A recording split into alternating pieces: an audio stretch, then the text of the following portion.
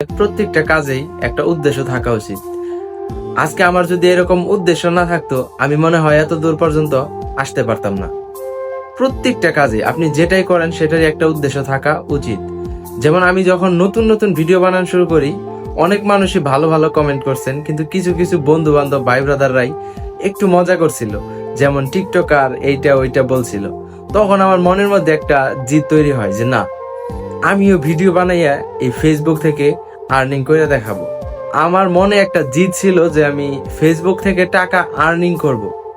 এরকম একটা জিদ আমার তৈরি হয়, এবং কি আমার একটা উদ্দেশ্য এবং টার্গেট একটাই ছিল যে আমি ফেসবুক থেকে টাকা আর্নিং করব, তো আর করব।